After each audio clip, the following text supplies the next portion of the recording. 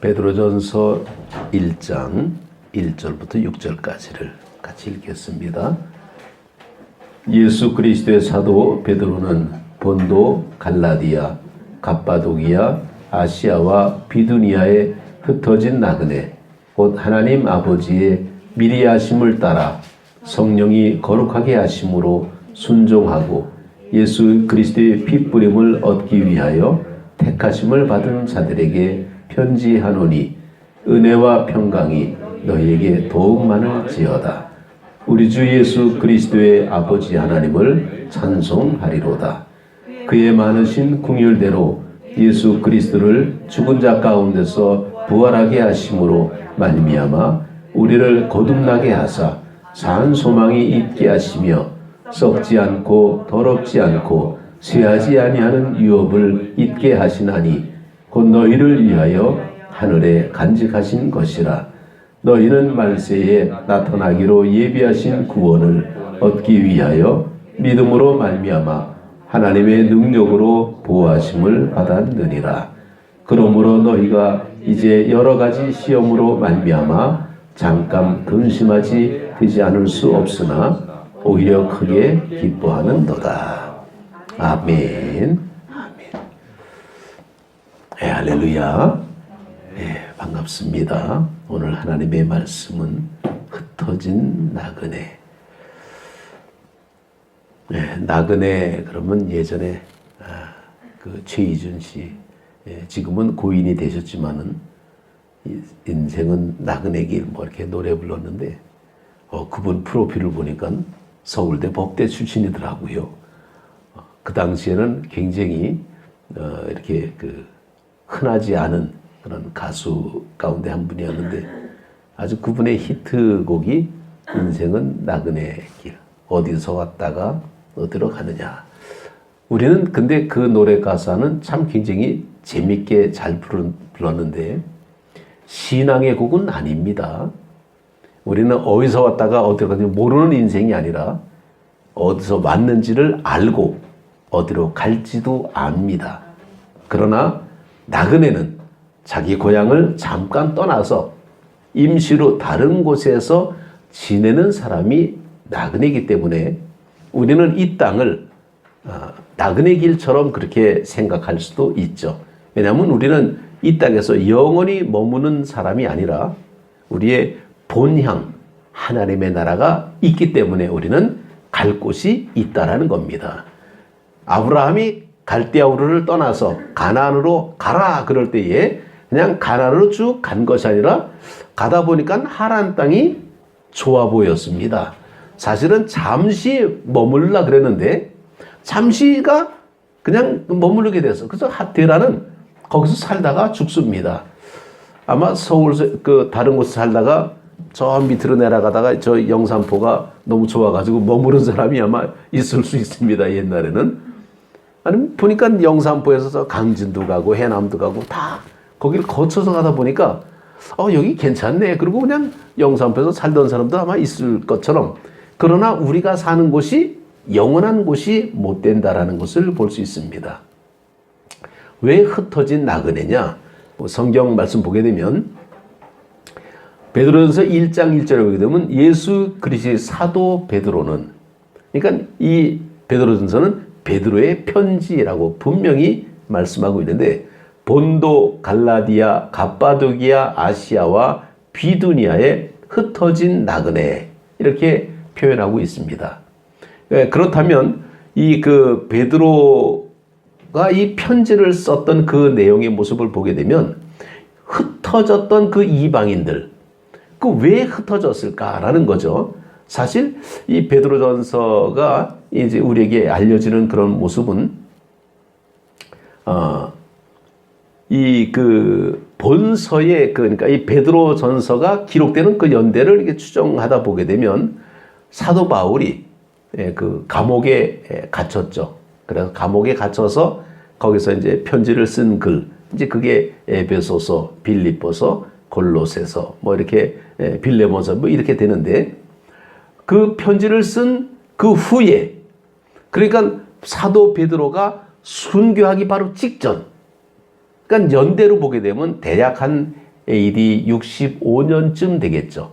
그때에 이 편지를 썼을 거다. 베드로가 아직 순교하기 전, 그리고 요 뒤에 사도 바울이 또 2차 투옥이 돼가지고 감옥에 가서 이제 디모데 전서, 후서, 디도서를 쓰고 거기서 이제 순교하는 그런 모습이 66년쯤 됩니다. 그때 기록된 말씀이 마가복음이에요. 그러니까 이때 당시의 내용을 보게 되면 굉장히 그 좀 어렵고 힘든 그런 위기 때의 모습이다라고 이제 볼 수가 있습니다. 그런데 이 편지에 보게 되면 본도, 갈라디아, 갑바도기아, 아시아와 비두니. 근데 갈라디아는 사도 바울이 전도하던 지역이 되지 않겠습니까? 그래서 사도 바울은 자기가 남이 선교한 데는 자기는 선교 안 하고 남이 안 한 곳에 가서 선교하겠다. 이렇게 얘기한 사람인데 갈라디아가 두 가지가 나오게 됩니다. 아, 그러면 갈라디아가 두 군데구나라고 볼 수가 있습니다. 북갈라디아가 있고 남갈라디아가 있습니다. 그런데 베드로는 그냥 갈라디아에 있는 모든 그 지역의 사람들에게 사도 바울을 인정하는, 그래서 당신의 편지도 이쪽 사람들에게도 다 읽히게 해달라. 그래갖고 인정을 했기 때문에 갈라디아, 그냥 이렇게 표현되고 있습니다. 그럼 잠시 이 갈라디아 지역하고 이쪽 지역을 지도를 제가 좀 준비해 봤는데 이 지도를 보게 되면 아마 감이 좀 잡힐 것입니다. 요 뒤에 밑에 보이는 이쪽이 예루살렘입니다. 여기가 사실은 출발점이라고 볼 수가 있는 예루살렘인데, 그러면 이 그 본도는 저 끝이에요. 이쪽 지역이 소아시아 지역이라 나오는데 아나톨리아. 지금은 사실은 터키 땅입니다. 터키 땅인데 저 본도. 그리고 갈라디아가 그 밑에 있고 비두니아가 있고 아시아, 갑바도기아. 그러면 이것은 지명을 얘기하는 거지 어떤 그런 도시를 얘기하는 게 아니다라는 것을 알 수가 있겠죠. 그러니까 저 본도 쪽을 보게 되면 우리를 치게 되면 전라남도 뭐 이렇게, 그러면 전라남도의 수도가 어딘가? 나주죠. 이렇게 보는 겁니다. 그래서 이 본도 쪽을 보게 되면 이 본도에는 아마시아가 주 그 동네가 됩니다. 그러니까 우리식으로 말하면 이제 서울 같은 그런 지죠. 아마시아가 이제 본도 쪽에서 그렇게 되는데, 이 본도에 또 우리가 잘 아는 사람이 있죠. 또 이게 아굴라가 본도 출신인데,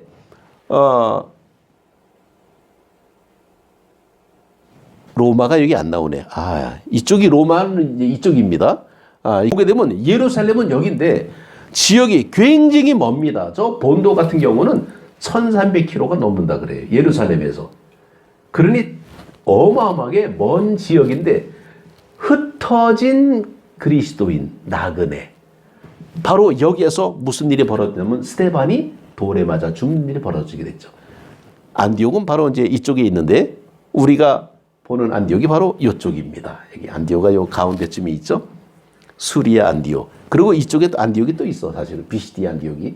그러니까 우리가 말하는 안디옥은 바로 여기입니다. 그러니까 예루살렘에서 안디옥도 상당히 거리가 먼데 저 본도 쪽 갈라디아, 갑바도기아 이쪽은 굉장히 먼 지역인데 여기까지 핍박을 피해서 그리스도인들이 그쪽에도 거주하고 있었다라는 겁니다.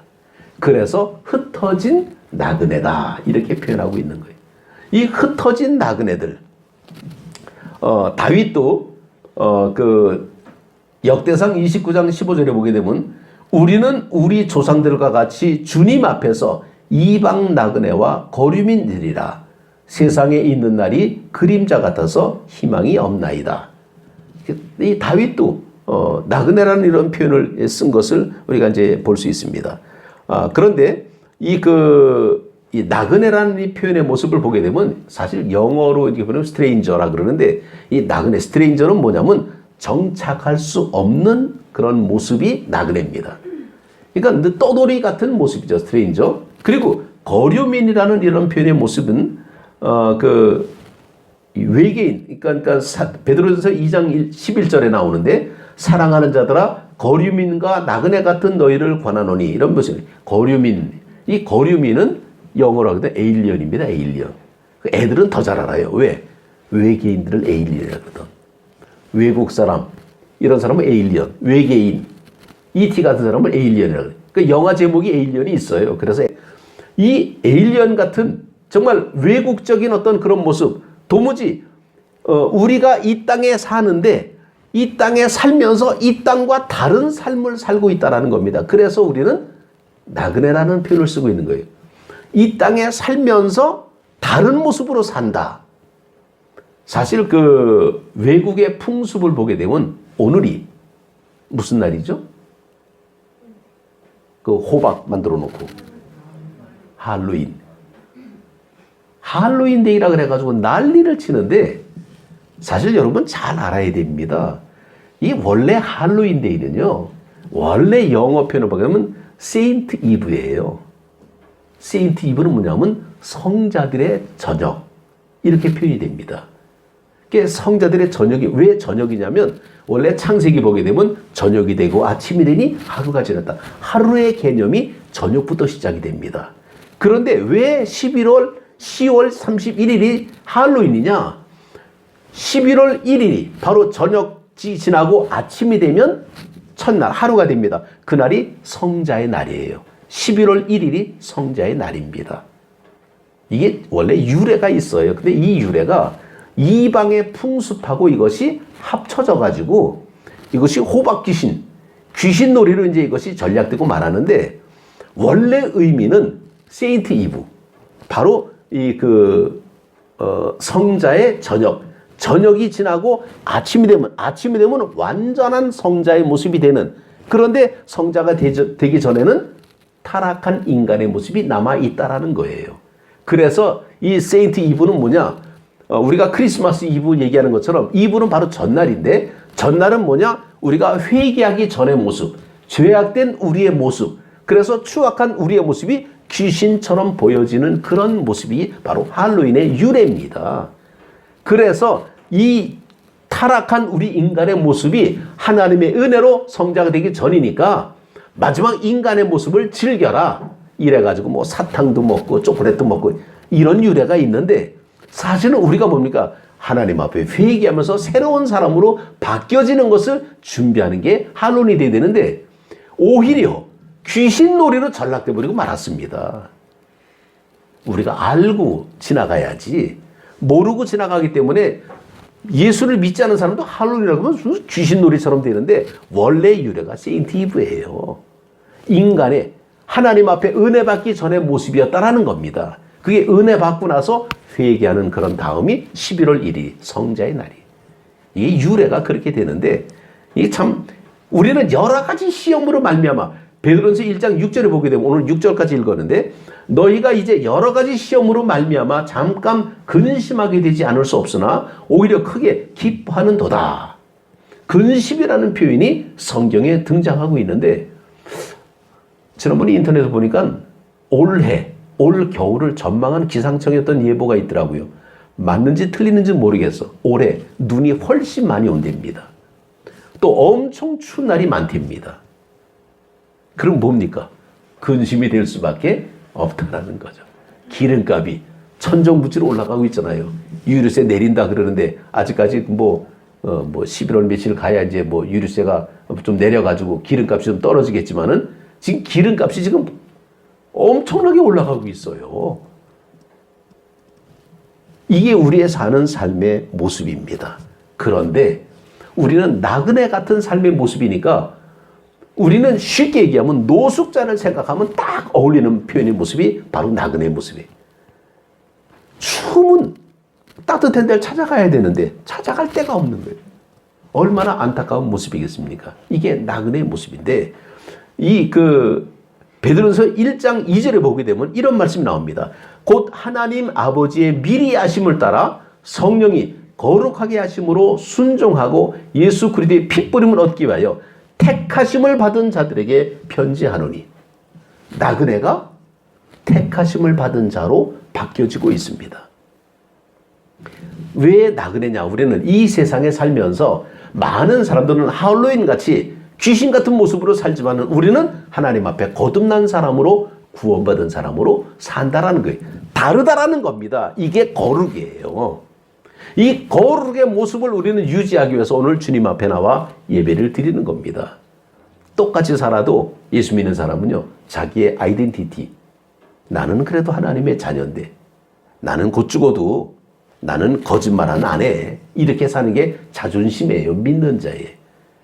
근데 세상이 다 그렇고 사니까 우리도 적당히 그냥 묻혀가면서 말도 못하고 그냥 끙끙거리고 그냥 묻혀가 버리고 말아버리는 거예요. 이러니까 우리가 기독교인들이 힘이 없어 보이는 거예요. 무기력해 보이는 겁니다. 오늘 우리가 종교개혁주일이에요.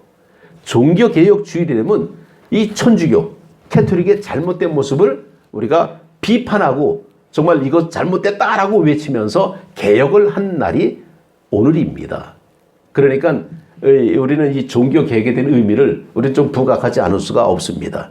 원래 종교개혁이라는 그 의미의 모습은 뭐냐? 이 루터가 얘기했던 오직 믿음, 오직 믿음. 교황이 우리를 살려주는 거 아니라는 거죠. 뭐 구약 천주교 쪽에서는 정말 이 전통이 굉장히 중시가 되고 교황이 중시가 되고 막 그러지만은 우리는 그런 게 아니에요. 우리는 말씀이 중심이 돼요. 이게 개혁교회, 프로테스탄트의 가장 큰 모습인데, 오직 믿음, 오직 은총, 오직 성경. 그래서 옛날 사람들은 이걸 좀 폼나게 라틴 말로 솔라 피데, 솔라 스크립처, 솔라 그라티아, 하여튼 그러면 굉장히 우리는 이게 무슨 말이야 그러는데 그게 사실은 별것도 아니에요. 오직 믿음, 오직 성경, 오직 은총, 그런 거예요. 그러니까 예수로 돌아가자라는 겁니다. 예수로 우리가 돌아가야 우리는 살 수가 있다. 우리는 말씀으로 돌아가야 살 수가 있다라는 겁니다. 작은 배는 사실 그 방향을 돌리기가 쉽습니다. 큰 배는 좀 방향 돌리기 좀 어렵지만은 우리는 작은 교회, 우리는 정말 합심해서 정말 꾸준한 개선을 통해서 좀 더 나은 방향으로 우리가 합심하게 되면 우리는 쉽게 터닝할 수가 있는 장점이 있다는 겁니다. 이 종교개혁의 슬로건은 뭐냐면 교회는 항상 개혁돼야 된다라고 얘기하고 있습니다. 개혁이지 혁명이 아니에요. 그런데 그냥 다 두드러 부시고 막 바꾸고 갑자기 그냥 있는 거 없이 막 뒤집어 엎고 이런 혁명적인 것은 아니라는 것을 우리는 잘 알아야 됩니다. 지금 교회가 종교개혁을 우리가 맞이해서 정말 우리가 다시 한번 생각해 봐야 될 것이 뭐냐. 지금 코로나19가 내일부터 이제 위드 코로나로 바뀐다 그러잖아요. 근데 사람들은 위드 코로나 그러면 위드 코로나가 무슨 말이야? 위드, 함께라는 뜻입니다. 위드 코로나, 코로나와 함께. 우리는 뭐예요? 위드 코로나가 아닙니다. 위드 지저스, 예수님과 함께.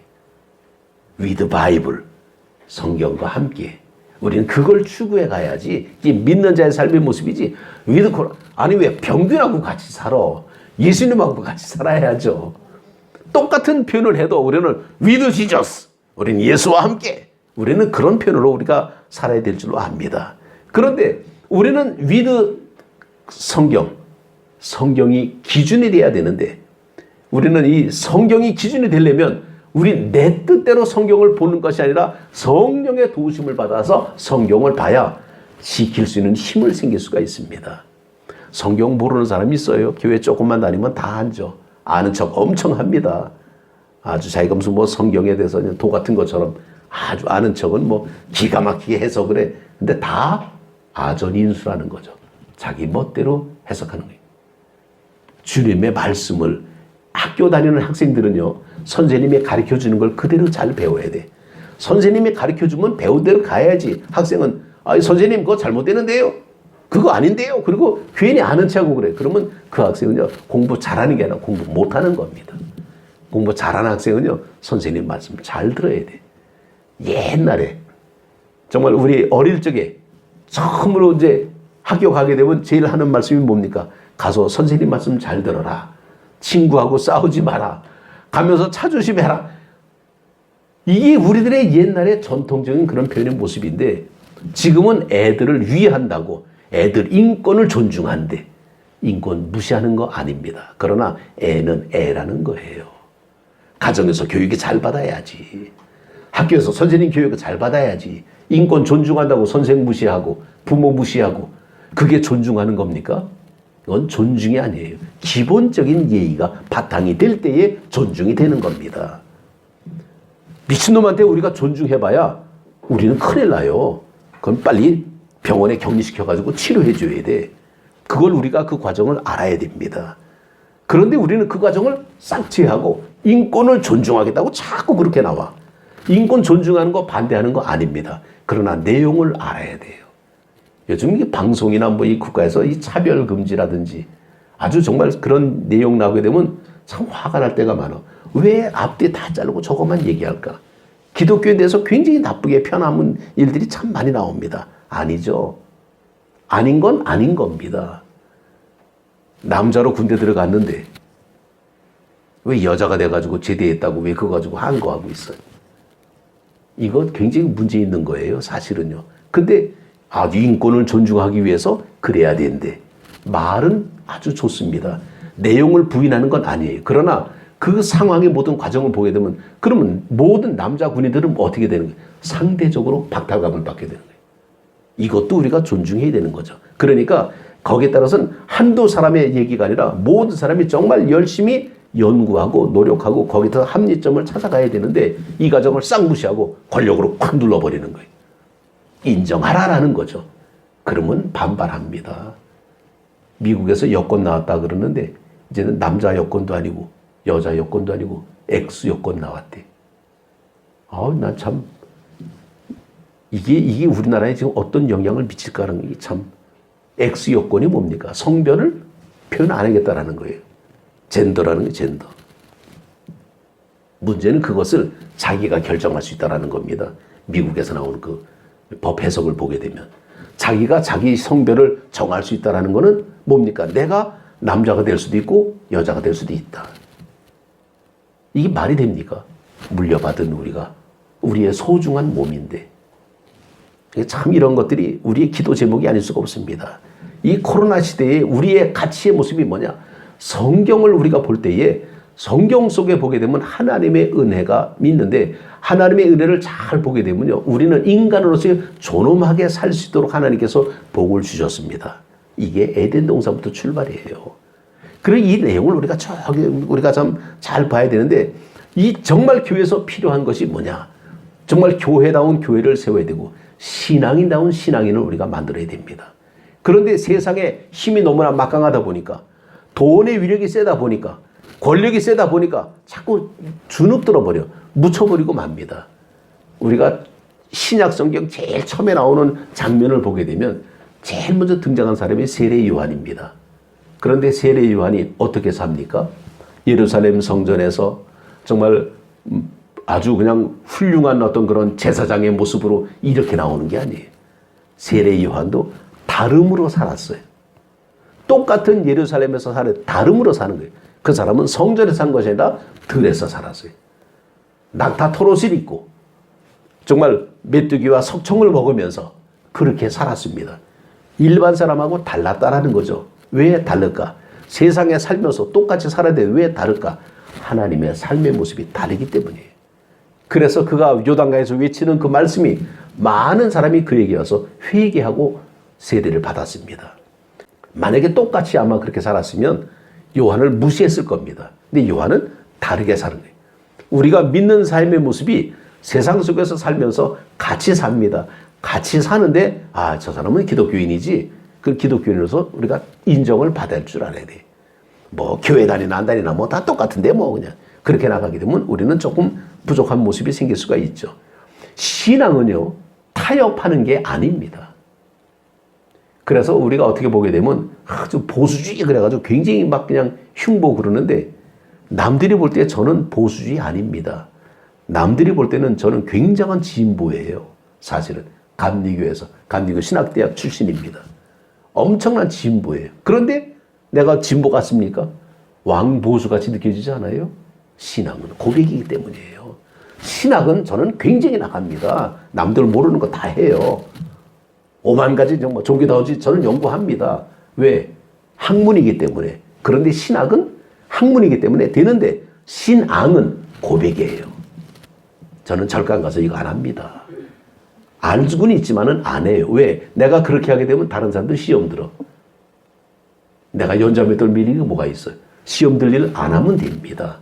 알면서 안 하는 거예요. 그게 바로 절제입니다. 성령의 능력이죠. 모르고 당하는 게 아니에요. 알면서 모른 채 할 뿐이지. 정말 신앙의 모습은 뭐냐? 예배는 다른 어떤 것으로 대체할 수 없는 본질적인 가치가 예배입니다. 우리는 예배를 드려야 돼요. 그런데 지금 위드 코로나로 가면서 뭔가 제약이 걸렸어. 식당 다 오픈했습니다. 다 열렸는데 교회는 식사 금지예요. 아직도. 성가대도 금지입니다. 큰 소리로 기도도 못한대. 한마디로 통성기도 못한다는 거예요. 아니 다른 데는 다 하고 극장 가고 팝콘 먹으면서 같이 앉아가지고 영화 밤새도록 심야 영화 본다고 오픈해놓고 교회는 절대로 안 된다. 지금 뭔가 모르게 좀 많이 위축되는 모습이 없잖아 있습니다. 그래도 어떻게 하지 말라면 하지 말아야죠. 뭐. 지킬 거는 지켜야 됩니다. 예수님의 말씀이 뭡니까? 가이사의 것은 가이사에게, 하나님의 것은 하나님에게. 이 땅에 살면서 우리는 대한민국 법을 지킵니다. 지키면서 우리는 신앙의 법을 지켜가는 거예요. 그래서 우리는 하지 말라 그러면 안 해. 그러나 우리는 우리의 어떤 그런 신앙의 모습을 우리가 사는데 하나님 앞에 집중하는 그런 모습을 볼 때에 교회는 골리앗이 썼던 투구와 갑옷과 검을 가지고 싸우는 그런 패러다임이 아니라는 거예요. 골리앗이 썼던 투구와 검, 갑옷은 얼마나 크고 좋겠습니까? 그러나 다윗은 그냥 자기 스타일로 그리고 돌멩이로 하나님의 방법으로 살아갔다는 것을 우리가 볼 수 있습니다. 기도와 예배는 교회의 기본이 본질입니다. 이거는 세상 법으로 막을 수가 없어요. 우리는 하나님 앞에 예배 드립니다. 그러나 거리두기 하고 예배 드리잖아요. 마스크하고 예배 드리잖아요. 하나님은 영이시니 예배하는 자는 영과 진리로 예배할지니라 이렇게 말씀할 때에 이제 온라인 예배가 이제 일반화되고 있습니다. 지난번에 어떤 그 분들이 그런 얘기 하더라고요. 이제 위드 코로나로 가게 되면 나는 그래도 여전히 온라인으로 예배를 드리겠다. 그런 사람들이 생긴대. 그래서 뭐 어쩔 수 없죠. 온라인 예배 드리는 거요. 어쩔 수 없는 상황 속에서는 온라인 예배 드려야 됩니다. 잘못된 거 아닙니다. 그러나 예배의 본질은 대면 예배예요. 이게 우리의 신앙의 모습입니다. 하나님 앞에. 그래서 이 옛날의 수도사들, 우리 같은 식으로 말하면 기도원에서 기도하는 사람들 보게 되면 스테티오라는 말이 있는데 거룩한 일단 중지가 있습니다. 하나님 앞에 집중하기 위해서는 내가 다른 것은 내려놔야 돼. 이게 스타티오, 거룩한 중지의 모습인데 하나님 앞에 예배를 드린다 그렇게 하면 우리는 뭔가 보여주는 예배가 아니라 함께하는 예배를 드려야 됩니다. 그래서 온라인 예배를 드리게 되면요. 아멘 하고 문자를 쓰든지 이모티콘 하나 보내든지 그래서 나도 함께합니다라는 표시가 나와야 그게 예배에 함께하는 거예요. 그냥 가만히 그냥 예배를 드리는지 안 드리는지 들어왔다 가는지 안 나왔다 가는지 이게 참 모르면 조금 좀 그래 마음이. 그래서 함께하는 어떤 모습은 비록 예배당에 찾아 나오지 못할 때에는 함께한다는 의식을 모습을 함께 보여주는 것이 우리의 아름다운 공동체의 모습이죠. 이게 초대교회의 모습들이에요. 함께하는 모습들은 뭔가 보여주고 뭐 이런 것보다는 함께하는 모습으로 뭐 이렇게 같이 예배 드린다는 거죠. 비록 못 나올 수 있습니다. 상황 생길 수 있고요. 사정 생길 수 있습니다. 옛날 같으면 어림없는 얘기지만은 저도 옛날에는 어떻게 교회에서 옛날엔 제가 좀 장로교회 좀 나간 적도 있었는데 하여튼 주일날 되면 뭐 가게문 닫아대고 안 나가면 큰일 나. 그냥 천벌 받는 것 같이 그냥 그렇게 느껴질 때가 있었습니다. 그래서 교회당 갈 때는 꼭 성경책 꼭 들고 가야 돼. 안 그러면 목사님이 야 너 전쟁터에서 총도 안 들고 오자. 그래갖고 맨날 교회 성경 찾아서 꼭 들고 그러고 가야 되는 줄로 알고 그렇게 성장했는데 지금 시대에 그렇게 얘기하게 되면요. 이상하게 생각해. 핸드폰에 성경책 다 있어. 찬송가 다 있어. 그래가지고 이제 핸드폰 가지고 다 해. 근데 어떨 때는 지난번에 어느 모임에 가서 보니까 특별 찬송하는데 핸드폰 가지고 다 보고 찬송하고 있더라고. 와, 난 그거 보고 좀 생소한 느낌이 들더라고요. 옛날엔 다 찬송가 피고 있는데 핸드폰 펴주고 이렇게 한 거 보니까 세상이 많이 바뀌긴 바뀌었구나. 잘못된 거 아니에요. 그냥 어색할 뿐이지. 왜냐하면 우리가 익숙하지가 않아서 그래. 그러나 그것도 다 인정하고 받아들입니다. 왜? 그럴 수 있죠. 뭐 저도 어떨 때는 성경책 보고 없으면 핸드폰에서 성경 찾아가지고 다 보고 그러거든요. 그러니까 그 잘못된 건 아닌데 우리의 마음 자세가 진정성을 가지고 그렇게 참여해야 된다는 모습이 있어야 되겠죠. 이 데이비드 웰스라는 분이 용기 있는 기독교라는 책을 썼는데 정말 참 기독교인들은 용기를 가져야 된다 이렇게 말씀하고 있습니다. 이거는 지적인 문제가 아니에요. 내가 교회를 다니고 성경을 많이 알고 적고 이게 문제가 아니라 영적인 문제라는 거예요. 영적인 용기가 있어야 된다. 내가 기독교인이다라고 드러내려는 거예요. 우리가 신앙생활하면서 내가 기독교인이라고 드러내지 못할 때가 참 많습니다. 특히 이제 식당 같은 데 가게 되면 다른 사람들 많이 있잖아요. 큰 소리로 기도 못 하잖아. 그래도 식사 기도는 해야 되겠죠. 그럼 기도하면 됩니다. 그런데 다른 사람들이 많고 이 교회 안 되는 사람들이 옆에 주변에 좀 있어. 그러면 눈치 이렇게 보게 돼. 기도해야 되나? 땡큐? 그러고 그냥 이게 용기가 부족한 거예요. 내가 기독교인이다. 왜냐면 기독교인이라는 것을 드러내게 되면 그만한 책임이 따른다는 것을 우리가 알기 때문이에요. 그만큼 내가 그러면 밥값도 내게 내가 되고 그럼 내면 되죠. 뭐 좀 손해 보면 좀 어때? 그러나 그렇더라도 인정을 받는다는 것이 얼마나 아름다운 일이라는 겁니다. 믿지 않는 사람들에게 정말 기독교라는 사실을 인정받는다는 것이 우리에게 얼마나 귀한 일인가. 왜? 우리는 거룩이라는 주님의 은혜가 있기 때문에 세상과 다르다는 겁니다. 물과 기름은 섞일 수가 없는 것처럼 세상과 우리는 섞일 수가 없는데 그러나 주님은 뭡니까? 세상에 가서 빛이 되라 소금이 되라 말씀했습니다. 싫어도 세상에서 살아야 돼요. 싫어도 같이 살아야 됩니다. 저도 어떤 때는 가끔 원치 않은 일을 해야 될 때가 있어요. 전에 한번 그런 적도 있었죠. 믿지 않은 친구들이 있는데 이 친구들 만나면 맨날 하는 소리가 뭡니까? 야, 술 한잔하러 가자. 이게 인사예요, 그게. 그게 그들의 예의고. 그럼 난 뭡니까? 그래, 가자. 난 가갖고 음료수 마시는 거예요. 그럼 뭐 술맛 떨어진대. 그럼 뭐하러 왔냐? 야, 네가 오라 그랬잖아. 나는 안 마셔. 그러나 난 물 먹을게. 뭐 건배해. 나 물 가지고 건배. 나중에는 인정해 줍니다. 받아주고 그리고 야 우리가 다 술 취했으니까 네가 계산해라. 그래 나한테 계산해 주는 거예요. 왜? 나는 내 맹조신이 만장하니까. 인정받는 겁니다. 그러면 그렇게 한두 번 부딪히고 하게 되면 아예 처음부터는 아예 음료수 갖다 주고 그러면서 자연스럽게 사귀는 거예요. 그러면서 그들이 필요한 거 내가 다 해줘요 또. 그러면서 정말 마음을 얻을 때에 쟤는 교회 다니는 진짜 신앙인의 모습이다라는 것을 인정받습니다.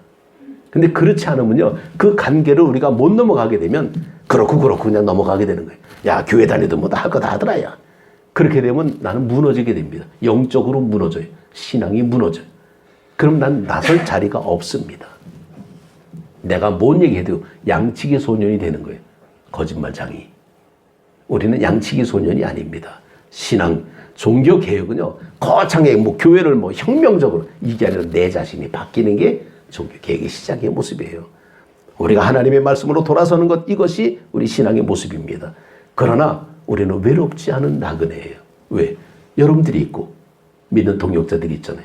같이 기도 요청할 수도 있고 정말 힘들고 어려울 때 야, 나 기도 좀 해달라. 막 하게 되면 연락이 옵니다. 내가 기도하고 있다 그러고 힘내라 그러고 이게 얼마나 위로가 됩니까?